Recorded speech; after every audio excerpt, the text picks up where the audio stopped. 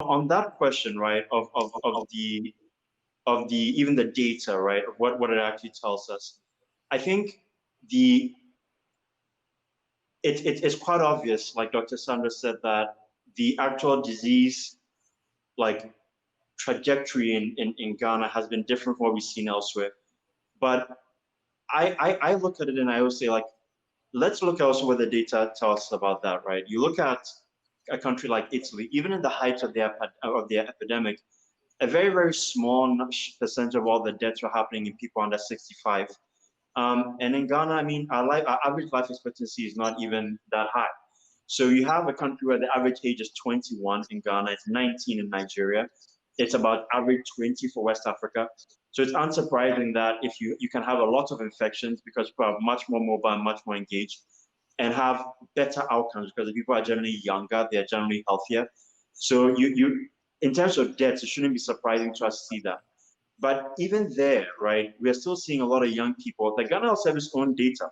If you analyze it and look at when they were still putting out the demographics of the deceased, their age, their age and gender especially, we saw a case where there was actually a higher proportion of younger people dying in Ghana than it was on average. So that's something we saw for a fact. We also know that Ghana Health Service, unlike a country like South Africa, is not doing an excess mortality study. And excess mortality in our case really matters because South Africa, for example, went and did an excess mortality study and found out that COVID deaths were twice what they thought it was. Russia did a similar thing and found out that it was 3 times what it was there. And these are countries that have generally good surveillance for that kind of thing. Ghana only records 20% of deaths that happen every year officially. Only 20% of deaths that happen are given an official cause of death, full autopsy, all that stuff. So we know that's a problem we have already in terms of data collection. So how would we do even a excess mortality study? That's going to be a challenge.